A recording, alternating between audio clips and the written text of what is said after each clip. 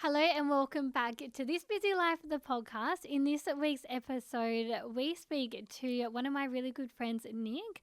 I know Nick because he is one of the brains behind my TikTok channel. If you've seen my TikToks before, it's most likely him posting. He has done amazing things for myself and Don't Finance and the growth of our business online. I have been lucky enough to have him in Hobart, so we thought we should get him behind the mic, and this episode does not disappoint. We had a list of questions and we didn't really end up asking any of the questions because we kind of went rogue, but we talk about postnatal depression as a man, going from scaling or climbing the corporate ladder to owning a business and what that looks like when you have a newborn in the mix as well.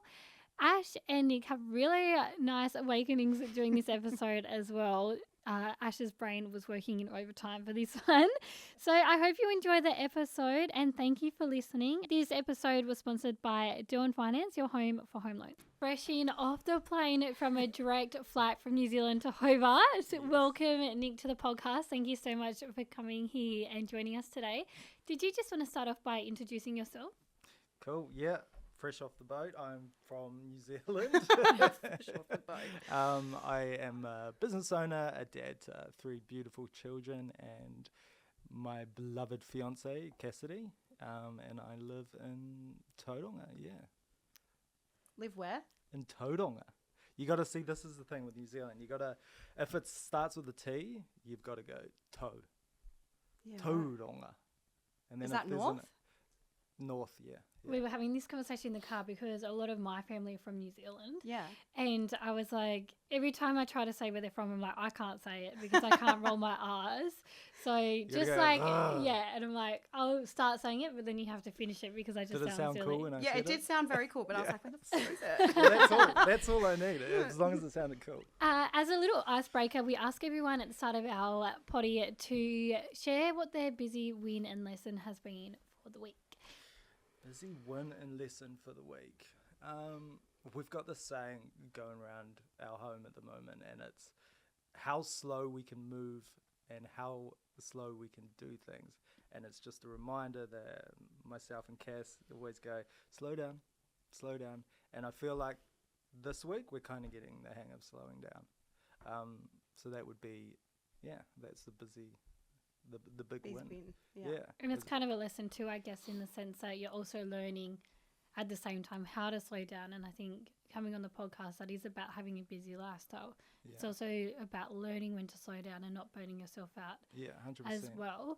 When you say about that, how did that come around and how did you decide to go a little bit slower? I am a notorious rusher. We both are. And I think it came around because the more we've spent our entire lives rushing, and it's worked, and it's got us to places where where we were happy to be, and all these things, and there's merit to rushing and everything, but when you have kids and you have to slow down. And so I feel like it came around when I first had children. I was trying to rush and I was trying to do all these things. And I think the biggest virtue I've learned from having children was, slowing down and getting patience. So it came about from that. And it's just a constant reminder that, you don't need to rush things because kids aren't kids aren't rushing. Love it. Do you know what I mean? Yeah. Yeah. Are we allowed to drop the F? Yeah, that's right. Sure. Because We can do a they're going disclaimer. at their own speed. And that's the thing I love about, having children, is that they do remind you of these simple little things like, slowing down and watching the worm crawl across the ground and shit like that. I even find that with myself and my son, he is a busy boy. He is busy Where like me. does he get that from, though? It doesn't help with the parents he's got, but he will slow down, and it'll even be a simple thing in the morning, like starting to walk down the stairs, and he's like, "Oh, I forgot a toy for daycare," and then he'll go back Exactly. upstairs and get his toy. And for me, sometimes like, we need to get out the door. I know. And But how then- triggering is that? Yeah, and even Right? this morning he would not put on a top, and he has all these sensory issues. And it's like, oh Yeah. my gosh, breathe, put on It's your just top, doing please, it in his darling, time. please. Yeah. And he Yeah. ended up having to get in the car with no top on. Yeah. And walked into daycare with no top. We had our long lost cousin here from Germany. Yes. This is a bit of a tangent, and he's also called Nick. So he's going to be a bit Very nice. confused tonight when Nick comes home because Yeah. we've had another Nick with us. He left yesterday. Now we've got another Nick. Another one came on the plane today. But he walked upstairs with no top on when he was trying to get a top from the Yeah. washing. And so all of a sudden now, Andy will not wear a top because he thinks it's really cool. I'm like, he got to take it today. And I'm like, Yeah. you need to wear a top, darling. And he's See, like, nope. And that's what I find the beauty is with having children. It reminds you to fucking Just slow down slow. Yeah. and watch the little things. So your question was, where did and how did that come about? It was children, and they're just your constant reminder of everything. Yeah. They're a reflection of you. 100%. Yeah, exactly. Great. So you were building a business at the same time as becoming a dad. What was that season like, and how did that shape the way that you work? Oh my God, which one? Okay, so I've got 3 children. So Go all. and I suppose they all signify different. They all signify different seasons and different periods of like me. Yeah. And so, my first son, I was on the corporate train, bloody going to Mars, like in this high corporate position. And then what I've found actually upon reflections, if we want to go really deep on it, is that this whole chase and this whole like wanting to get to the top of every ladder that I've climbed on was like me trying to prove I was useful upon reflection, right? And so when I had my son, he didn't need me to be anything other than his dad. Yeah. And so that to me was like, I wasn't building a business then, but I was doing, triple the bloody hours. But so that was the first one. And then the second son came along. And again, it was just, have you learnt this lesson? Slow down, you are useful without all of this accolades and all this stuff. And then when my daughter, when she came along and with a business, I was like, holy shit. Yeah. Like, how am I supposed to deliver for clients? How am I supposed to grow the business? How am I supposed to innovate when you are just trying to get through, especially in that postpartum period? And like, how are you trying to get through that day? So what was that season like? It was gnarly. I got postpartum depression because of the shock of going from holy cow, I was working, and then I was the primary carer for my son, because obviously mum was doing the breastfeeding thing and trying to learn, to build that relationship with her and learn about my daughter. And so, it was a huge shock. There's also not a big gap between the 2 little ones, is there? Nah, 16 months. Yeah, so Go you straight kind of into had it. Oh, goodness. you kind of had 2 babies at the same time. Yeah, we don't fuck around. No. Yeah. Get it over and done with. Yeah. Yeah. Yeah, next one on the way. Nah, there's not. Is this a pregnancy announcement on here or what? No, there's not. We talk about it all the time, but no, there's not, unfortunately. But we would. I mean, far out. Yeah. It's good fun. But so the question was, how did it shape the way you work? Gosh, you just got to be so diligent with your time and so protective of your time. Yeah, very intentional, hey? Yeah, like the amount of research I did especially when, because AI is coming in, how can I speed this process up? How can I get more efficient? And also, I don't work more than 9 to 3, so I've got this set amount of hours to go. Okay, how much output can I get in that single period of time? So it's like, and then because my office used to be in the home, so I would have my boy bowling and being like, Dad, what are you doing here? Like, we're all out there. Like, come out. Like, come out. Yeah. Hang out. What are you hanging out in here for? Yeah. And I'm like, so there's all those interruptions. So you just got to be, found I'm super good with my time and super protective of it. Yeah. Yeah. When you talked about the postnatal depression, that's not something we often hear about men, but I do think it is a lot more common than people talk about, because I've seen it myself. What were the signs for you, and how did you continue to drive through that it was the third time around this happened to you too. So you had 2 other children first before this came about. Yeah. What was the differences that you saw in your personality between your daughter and the 2 boys? Good question. So I'm a little bit on the spectrum, right? And so I like routine. yeah. I'm a little bit, So I like routine and stuff. And so whenever I've had a child, it massively disrupts routine, as we all know. And so what was the question, Rhi? How did you navigate? How did you go from, like, you had I'm trying to think how I said it. So you had your first 2 with no postnatal depression, and then the third one, and that's when it came into play. So what signs did you recognise that changed in your personality during that time? Yeah, okay. So with the third child, I was able to reflect that the other 2, I had it similar. And when I was also thinking about it, I was like, I think majority of guys have it, but it's able to surface in a different kind of way. It's like throwing yourself into work. It's just another form of escapism, right? And so I think a lot of guys have it, but they, are protective of saying it because you can get away with just saying, I got to do more work. I'm trying to provide for this family. So I think there's a bit of bullshit going on there with this throwing themselves into work. And when I was going through with my daughter, and I didn't have a job to blame. I couldn't go out of the house. So I really had to just sit with the feeling and be like, what the fuck is going on? Yeah. And then that's when the epiphany came. I was like, oh yeah, I've had it every single time, but I was able to throw myself into work. So now I can't do that. So now I have to sit with the feeling, pull the time frame way back. If we're talking about tools and ways I dealt with it, it was like I pulled the time frame back from looking out a month, and I pulled it back. I'm like, okay, cool. How can I make this morning mean?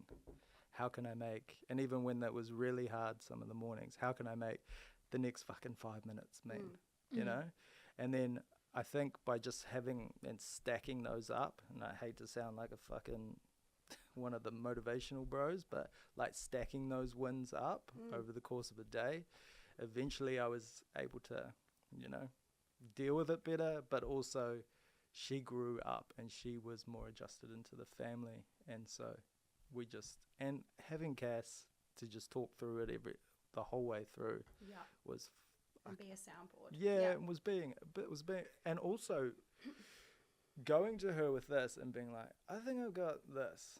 What do you think? She's like, well, let's explore it. And like having that like non-judgmental, like, if that's, and she was constantly checking on me. God bless, because like she's just had a baby, but she's an absolute weapon, and she was able to really help me through it and be that sounding board of it. Talk about you and Cassidy a little bit more. You do seem to have on the outskirts a really strong relationship, maybe a bit dependent on each other as well in a little bit way. Talk about how you 2 met. What's coming, how your relationship has become as strong as it is. Okay, so we met years ago. It was probably it would have been 9 years ago now, on a rooftop bar. We were all set to go to this festival, but we were trying our lollies the night before. And so then I met her on the bar, and I remember just hearing her voice and just being like, fuck, you are something else. She's got a real, like, just how she tells stories and stuff. It's just, really just animated. Like, you're just hooked. You're just like, oh my God, you're amazing. So that happened, and then we went our separate ways for 5 years. I had my other son to another lady, and then that ended, and then I met her again. It was just happened to be she was coming to Tauranga, and that was probably like just over 3 years ago. And then we were pregnant with our first son by choice. And when I saw her again after that 5-year period, I was like, you're not getting away this time. you're not getting away this time. And and she's just, ever since reconnecting, it's just like, it's just 2 best mates hanging out and having kids and fucking yeah, not having having kids. having a crack at all this shit. Yeah. Yeah, we're really like we come from, rough upbringings, both of us, and we're just not afraid to give everything a crack. And but I think the first couple of days we were just like, yeah, I like you a lot. Should we go out? Or however that is. And and then I think our communication has just always been incredible because I suppose, I don't know why. I probably do if upon more thought, but yeah, it's always just been really transparent. We've always been like, this is me. We both had just come out of quite a dark period, and we were just like, oh, you either like me or you don't. I don't give a fuck. Yeah. And that's kind of been the basis. Yeah. It's fucking fun. Like every day is so much fun. Yeah. That's so cute.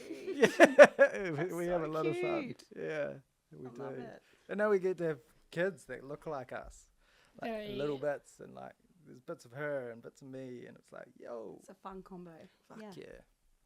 Yeah. Mm. Oh my goodness. How cute. Yeah. I love it. Yeah. How did becoming a parent change your definition to success and priorities in business? How did becoming a parent? Like, in today's society, success is measured by Money. money, buying a house, like, all of those fundamentals. Yeah. How has that changed? Like, has that changed for you becoming a parent? Like, Absolutely. Fuck yeah. I was doing it all for everyone else. yeah. So, I was, yeah.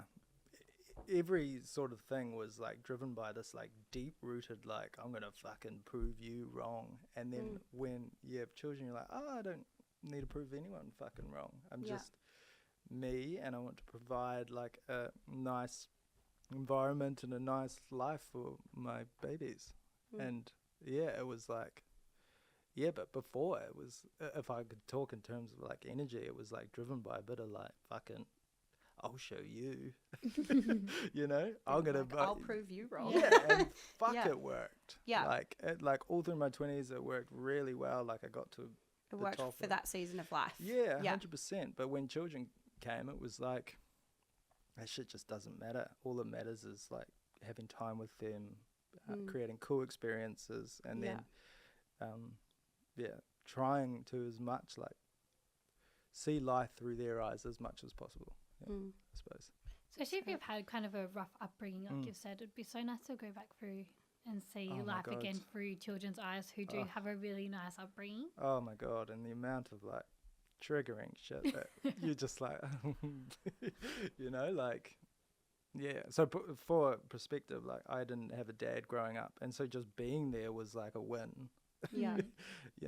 and then like obviously fucking, yeah, it was just really like every single moment you're like, oh, you shithead, like you missed that, you Yeah. missed that, you missed that, like, and then it turns into like, oh, that's so like poor you that you missed that, Yeah. yeah, but it changed. Changed massively. Do you think that's been an element in your like P&D experience as well, though? Like 100%. putting yourself in your kids' shoes and knowing that they get to grow up with a great dad like yourself, and you never got that. And also mourning your own childhood a little bit as well, because Yeah. it's not that hard to be a good parent at the end of the day. Yeah. But like as you're saying it, yeah, I 100% agree. Like if Yeah. I was to really think about it, for sure, Yeah. like there's a lot of things where you're like he hasn't met any of them, and you're like, yeah, for sure. And how he just left, I don't know. How I he don't could know the just story, not- but like, yeah, how yeah. can you not be there? Yeah, Kind of. 6 weeks old. Yeah. Gone. Like, and I look at, and we talk, myself and Cass, we talk about these milestones. She's got one, like, because her mum had a cardiac arrest and got brain damage at 6 Yeah. years old. And so that date is looming because there's this thing called like, I don't think it's called embodiment trauma, but there's this thing where like those milestones and like, there's certain periods through the year, like October it happened. So every October that your body remembers that sort of stress. Yeah. And so for me, like having all babies, and you're probably right, actually, you know, all babies around 6 weeks, there was this massive like maybe my body remembered it. 100%. Of course it would. Of course it would. Yeah, that's so cool. Well, not cool, but you know, that's It's so a interesting. nice realization. And then you though. just pick that up on the fly. Like, This is what I do for yeah. work, Tal. Hello. Is it? Yeah, yeah, sick. literally. Yeah, that was, yeah, 100%. It would have played into it massively. Yeah. It's just a constant reminder, I suppose. Mm. Yeah, and then there'll be other dates and other milestones and other things. Yeah. Yeah. But like you don't really have anything to compare to as far as fatherhood's concerned, apart from which is a blessing, yes, right? yes, Because and I you got get to make the experience your own. Yeah, and I got to make my own rules. Yeah. And, you know, I grew up probably more swayed, I would say, like 60% to the feminine energy. So Yeah. I was able to take that a lot on, and there's bonuses to that. But there's also negatives to that, being a male. Yeah. You know? More bonuses. You know? You want more feminine, I think. Yeah. Yeah. Yeah. So interesting, isn't it? Yeah, it is. Yeah. It's awesome. Talk us through Nugget Creative and how it started, because I think there's a little bit of a longer story there that we can dive into on how Nugget came around. For those that don't know, Nick and I have worked together since the very start of Nugget. I saw Cassidy's social media post about online marketing and how she started her socials with the idea that it would turn into a marketing agency. And then I jumped on board because I was a follower of hers myself for a little bit there with her journey of being in Melbourne and having a baby and that type of thing. So did you want to jump into how Nugget started? Yeah. So literally the first day me and Cass met, we were like a lot of what we talk about is we dissect brands, we dissect businesses, we dissect like creators, and that's a lot of our conversation and like high level, like, you know, business tactics and all these things. And so ever since we met, we both knew that we were going to start a business together. We tried actually before Nugget, like fully, we went live and it had like, I don't know if you saw it, but it had like an orange nugget, No. like a chicken nugget. No. Like that was, and the whole thing was orange and then we tried another time to launch it, but we just keep falling back into like the safety of, you know, a job. Yeah. And the safety of, you know, employment and everything. And then what kept happening was that every boss I had was the same person in a different font, and they just kept like turning up, and it was just like, this one's you know, called John, this one's called Jeremy, but they're all the same person. They're just teaching me the exact same lesson over and over again until I was about, you know, ready to listen. And the biggest shift was when we had our second child, when we had our boy together, we, like postpartum, probably 2 weeks, we moved to Melbourne. I got a position as a CMO for this big international thing. Thought I cracked it and was like, yeah, this is it. But the exact same thing, the dude turned up in a different font. Yeah. And so we were over in Melbourne in the CBD. That was awesome. But then we fell pregnant and then had a miscarriage. And then we were like, if we were to be pregnant over here with the amount this is like the internal bullshit that's going on at the business, then we would be screwed. So we ripped the Band-Aid off, moved back to New Zealand with absolutely no plan, was in mum's shed building this website. We were like, she had a 2-bedroom house, and we were in the lounge on the it was middle of winter. We were on this double mattress, and then I said to Cass one night, I was like, I reckon we should just rip into this and do the business. And she's like, okay. I was like, I'm going to go out to the shed with this shitty internet, and I'm going to build this website. I'm going to go live tomorrow. And I built it till like 2 a.m. The internet was slow as, it was cold, like, and I was just sitting there like waiting for the elements to load, and then it had it done at like 3 a.m., 2 a.m. or something, and then woke up and I was like, yeah, it's ready. And there's a video, maybe the one you saw, of Cass being like, is it ready? And I'm like, yeah, it's ready. And I just hit live, and That then, is so great. and then she did the video, and then from there it just went bonkers. Yeah, and Rhi was like one of the very first clients. Yeah. That's special. Yeah, Been one ever since. yeah, and like and like Rhi's like a legend in our home.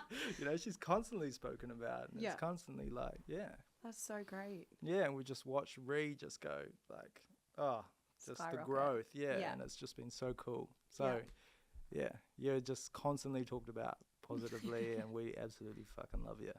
Yeah. I'm looking forward to Andy quite often ends up in our meetings. So I'm looking Yeah. forward to seeing when he Aw. recognises you today and what Yeah. it's like when he sees you. Yeah, yeah. Talk about the online world and protecting your children from the online world. This Yeah. isn't in this, but I think it's a good diving point to go into. Yeah. You decided from the very beginning not to include your children online. Mm. You've got little fake names for Yeah. them. Little nugget. I didn't even, when you originally, I just thought his name was Nugget to start with. Yeah, yeah. And then when I was like in a meeting and I was like, oh, that's not That's not his name.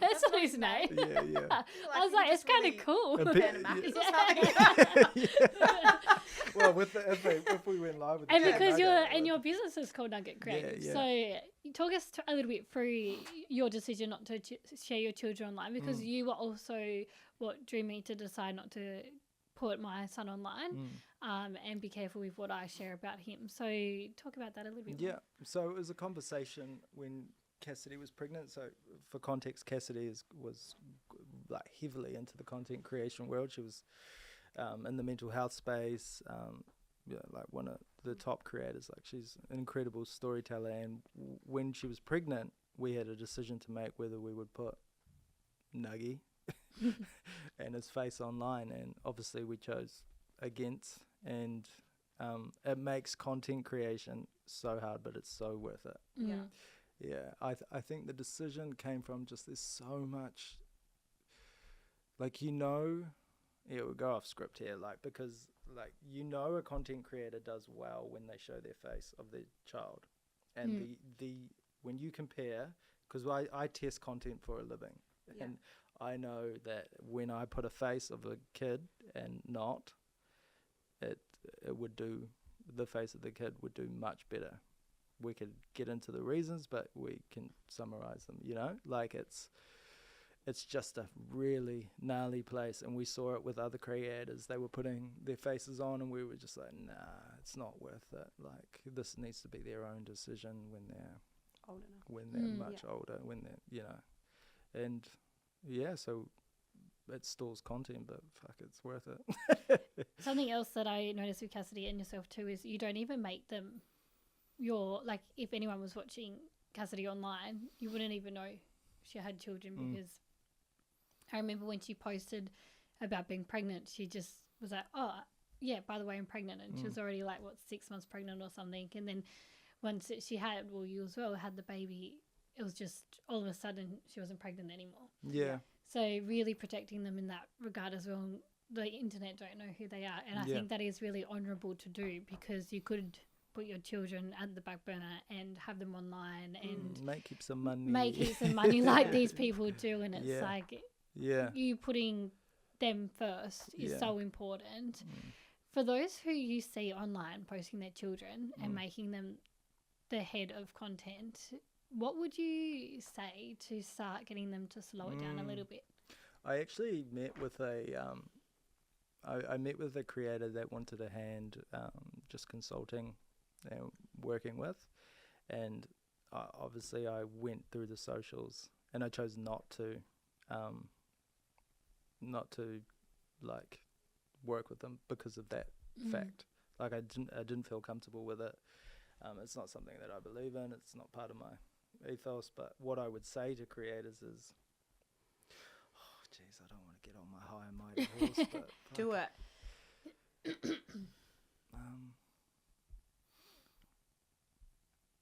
what do you say? Like, are you fucking clueless Yeah. to what goes on? Yeah. Yeah. Are you like, like there's so much gnarly stuff, especially with AI coming, Into play. full, Yeah, and these little humans do not have a choice in what you're doing, No. you know? And yeah, I'd reach through the screen and slap them and be like, wake up, like, what are you fucking doing? You're taking away The privacy. yeah, You're their taking consent. away. Yeah. Like, where does the butt stop, Mm. you know? Yeah, like, where, you know, you start doing that, where does it stop? Because I tell you what's addictive is going viral. Yeah. That is a crazy dopamine hit. And where does it stop? Where are you going to draw the line? Why even go down that path? Yeah. Yeah. Nick and I even see this ourselves quite often where we'll chase the viral videos and then we're like, but we're not getting leads. You know, like we Yeah. want the viral videos because it's addictive and it's fun. Yeah. But then we have to get out of our head sometimes. We're like, no, Yeah. you know, we're doing this because There's it's a lead purpose behind it. generation. Yeah, it's a business. Yeah, Yeah. so It is so addictive. But it's a funny paradox you sit in because you go viral and you're chasing that feeling and the only way to keep getting that feeling is to keep doing more Yeah. and more and more and giving more and more of yourself to it. So and I can't imagine what that's like with children. Like, how do you get them off when they're your lead runner? Mm. You know, I would say just don't even do it, man. Stay clear. Yeah, Stay hard. clear. Yeah, Interesting. hard. Yeah. when we'll go What back, would you say? get them off. Yeah. Yeah. And what would you say? What are your Well, thoughts? see, on I'm it? really naive with it because I don't know. I don't really know the content that I consume because I don't really follow anyone that's, Mum related.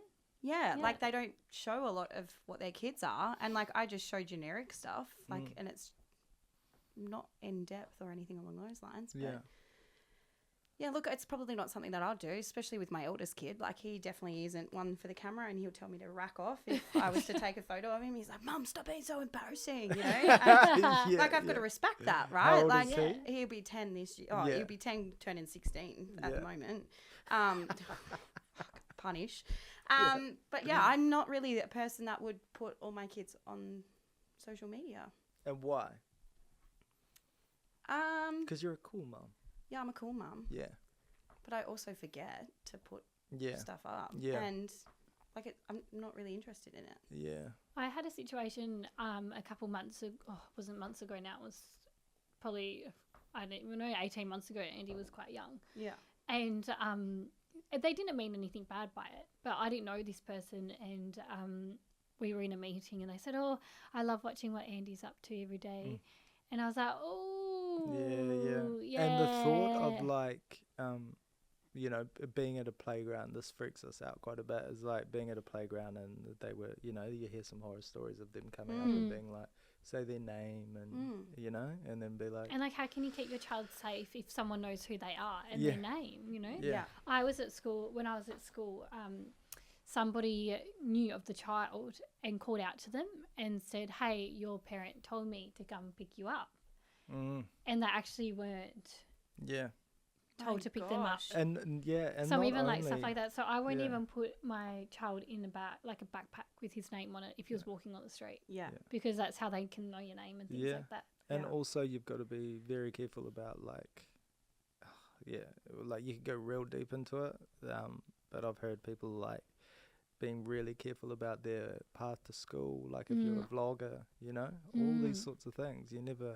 You see some crazy things of like big content creators of people showing up to their house because they had accidentally put the license plate of the, you know, of the car and the, Yeah. you know, it's wild. So scary. There's I so many remember, I things. know she's a very controversial one, but Anna Paul, I remember she had to move house because people were getting on boats because Yeah. she was in Queensland or something near Yeah. a waterway, and people were getting on boats and then like trying to get into a house or jumping over a fence where she was at a golf course and things like that. It's just so scary. I had a stalker when I was younger. yeah, And so for me, I always think about that. And I had that happen when I didn't even have a following on Wow. social media. yeah, That was just talking to somebody who I shouldn't have obviously been talking to when I was Yeah. working. And so for me, I've always been like, if someone can stalk me just based off that, Yeah. how quickly could they stalk me through yeah. other. And now, Yeah. like, you can find anyone's, It even stresses me out with like those Snapchat maps and Oh, yeah. things like that, like how Ghost mode always. but like how Yeah, can that hard. even Yeah. be legal Oh, to I have know. that? Like I Yeah. ended up ripping into one of my cousins because I had it on and I was like, you turn that off now. Yeah. Yeah. Like it even shows where your house is, like your number. And when you're in the everything. car and Yeah. driving. Did you see, you know that Pokemon Go game? Yeah. Yes. Did you see that? Mm. They've mapped the entire, like, planet by Mm. people playing Pokemon Go. Pokemon Go. I knew that was fishy. Yeah. Yeah. Yeah. That is crazy. I knew didn't it. know that, but it makes sense. Yeah, taking photos of, like, things and landmarks and, it's like crazy. Anyway, should get back to your busy life. One of the questions I always have around you and Cassidy, just because Yeah. I obviously don't see that much of your relationship, Yeah. but I quite often see the good parts. So Yeah. I do want to talk about the good parts. But during that postpartum depression and postpartum period, it looked like you two were really supporting each other a lot in that space, and you were having little games with each other to make sure you had that connection still happening, especially with 3 children under 4 or something at the time. Yep. Yeah. So how did you fun. continue to prioritize each other in that really tough time? Oh, yeah. 5 minutes at the end of the day. Yeah. Especially during that postpartum, like deep postpartum, like 5 minutes on Yeah. the couch, like lay it all out. We would come out and like sit on the couch and just like download everything or load everything onto each other and just talk through it. And sometimes that 5 minutes got cut at 3, but then we would come back out. And so really like being very active of like being conscious of like it all starts with us. Like the peace in the home starts and the energies are set by us, so we have to really be conscious of setting out that time to be like, let's just talk, let's just connect. Like I feel like, because during that period you don't even see each other really. It was literally like I think I've actually Chips in the spoken night. I think I've spoken to you about it on one of our meetings. Like you just like yo, because I had my son in the, I keep going to say his name, I had my son blurted out in if the, I had my son in the bed with me in another room, and Cass had our daughter in the other bed, so we were in separate rooms, but it was like we would sneak into each other's room, and say what up. And I remember distinctly, it was like maybe 1 a.m, and I just hear Cass like laughing and playing with our daughter at like 1 a.m, and I'm just like, sweet, she's good. She's solid. Yeah. So just being real conscious about it, finding little moments in the day, having the Sunday meeting, which was a huge thing. Talk to us a little bit about that. The Sunday meetings, because I do know about this and I've implemented it into my relationship as well. So the Sunday meeting was something we actually created in postpartum because of this. So it was an extension from that 5 minutes at night. We were like, well, let's carve out, an hour on a Sunday night just to go through, talk about our, money, relationship, each individual child and how they're going and everything. God, we sound organised. You do sound very type A. Yeah, I know. It has to be so impressed. But For someone that booked their accommodation last I know. night, you're sounding very type A right now. I know. But no, Cass is a real driver of those things. Yeah. So, the Sunday meeting was, we had like overall peak and pit, life, each individual kid, money, there was a couple of others I can't really remember. And then we would just go through, and some nights it would be 10 minutes. Yeah.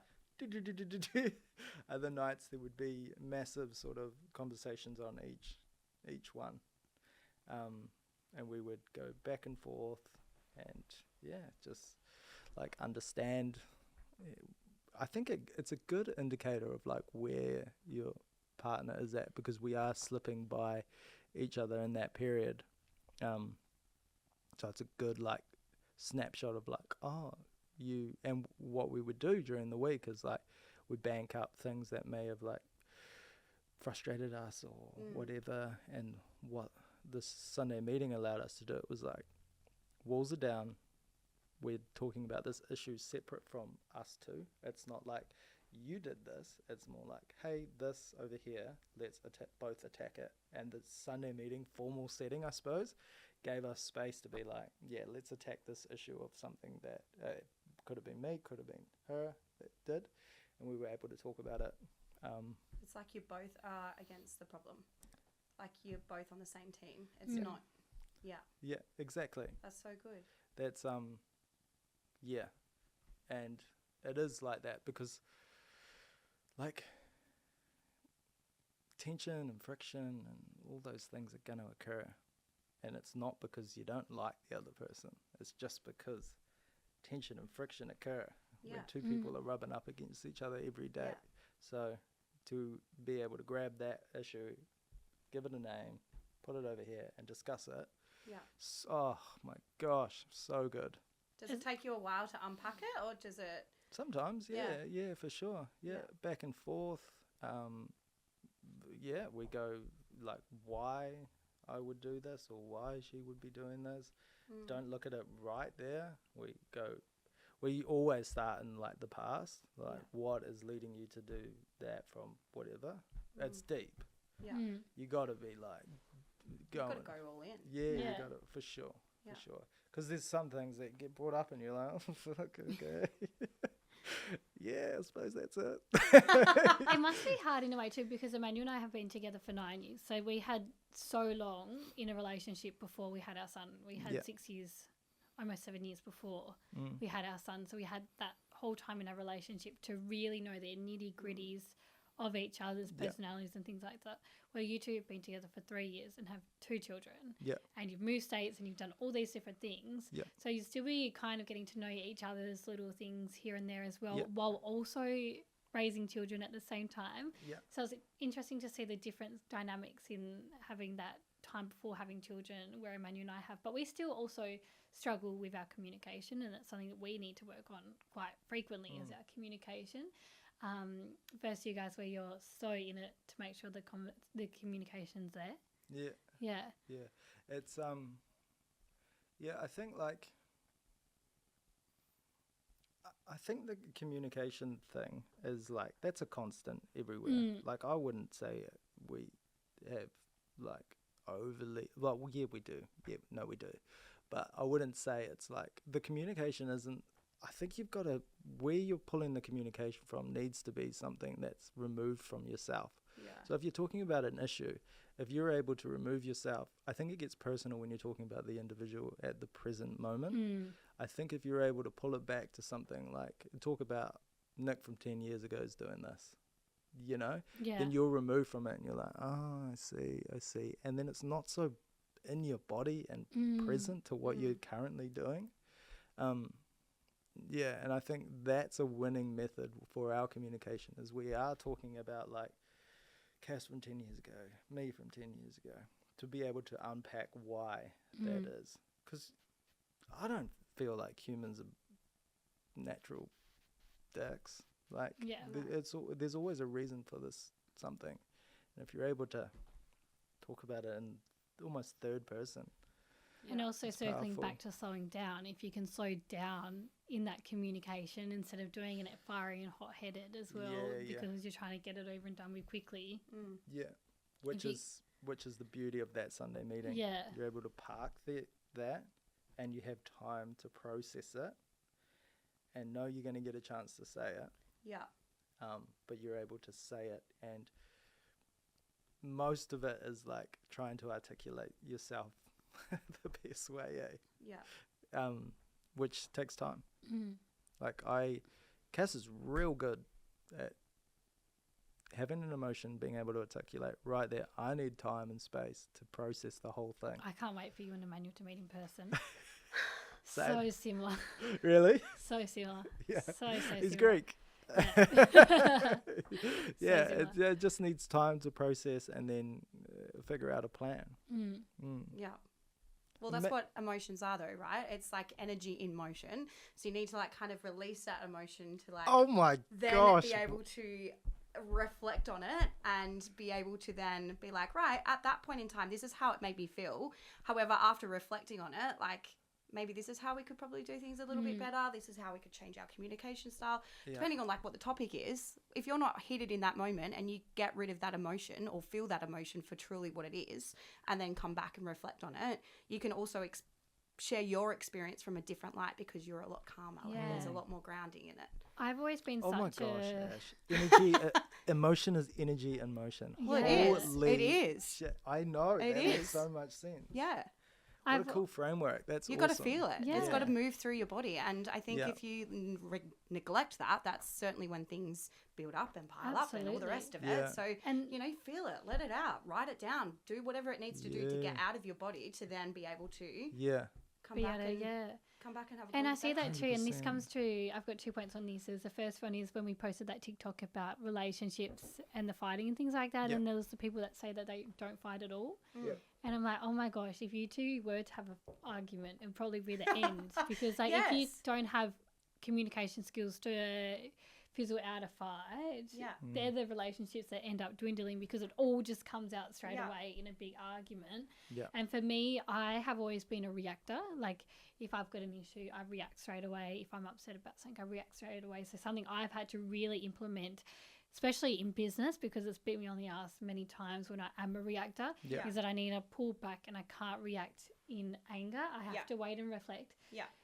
Now I'm so far the other way that sometimes it's a disadvantage because I need to have like a week to calm down, to not be upset about the situation anymore, to be able to talk. And then some people are like, why are you waiting so long to talk? And I'm like, but I didn't want to be talking to you out of anger. I didn't want to be talking to you out of being sad or disappointed. I wanted to get on top of my emotions. That shows great leadership. Sit That's on awesome. it. Because there have been times. And it's an internal reflection within yourself. Oh, absolutely. Too. Because there has been times when I'm like, I'm not happy with that. Why are you doing it like that?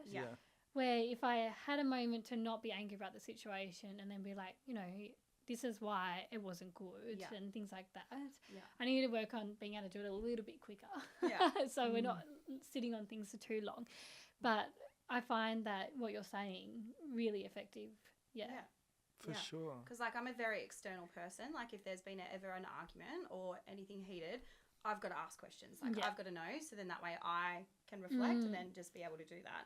And, you know, I've been with people that are very internal and they need their space, they need their time to reflect on things. And so like having the opportunity to have that Sunday meeting at least allows and covers those both bases. And you know of, what's like, going to happen, so you have to prepare. Correct, so that's right. for you, in your situation where you need that time to be able to reflect, Yeah. you know, at least by Sunday morning, you need to sit down and reflect on what's happening. Yeah.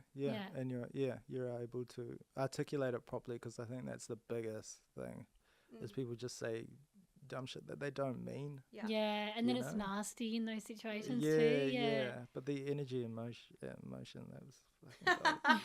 Well, I'm gonna follow along, pull guys. that up. You'll see me There's pull out. more. Yeah, guys, energy is better tag me in it. No, dear. that's awesome. I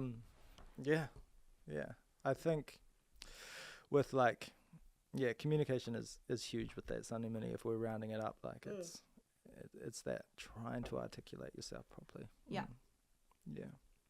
All right, to wrap us up then, we've got one final question for you.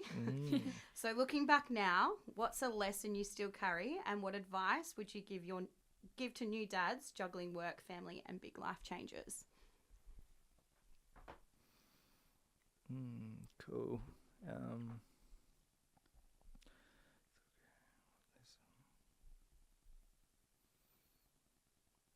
2 lessons. One, it's probably not that deep. Like this, really, it is probably not that deep. Like if you were to pull it back, it's probably not that deep and it's probably not that serious. And this big one is, you got, I'm quoting Jordan Peterson here, but you got little kids for 4 years. Yes. Man. Yes. You know, you got little kids for 4 years. Like you can reacclimate into business, into work, into your career in 6 months to a year. Like slow down, be with your children in those early years, because you do not get them back. And I have a almost 6-year-old, and I do not know where those 6 years went. Like I'm looking back, and it's so just you got 4 years, and slow down, be with them. You can always do your thing and get on their level a lot of the time. Like if I don't know if you've seen the videos, but when they set the toys up along the bath and you're down at their level and it's like a whole world down there, you find a lot about yourself when you're at their level. There's a reason they're down there, and then there's a reason they're placed in front of you. Don't fuck up the lesson. I love it. I love it. Like that? Yeah. That was a good one. That was really good. Well done. Nailed it. I wish you sent me these questions earlier. I did. I sent them to you like 3 months ago, Nick. Was that the time you bailed? Yeah, I'm type B. They haven't changed. I'm type B. Nick, thank you so much for jumping on the podcast. Thank you, It has guys. been an absolute No, thank pleasure. you. I knew it would be, and I'm Yeah. glad we got to do this in person. So Yeah, thank you so amazing. much. Thank you. I love Thank what you. you're doing here, and I love the ethos of the podcast, and like I think you guys are onto a great thing. And you're So both good. wicked people, and Amazing. appreciate you. Thank Thanks. you. Appreciate you.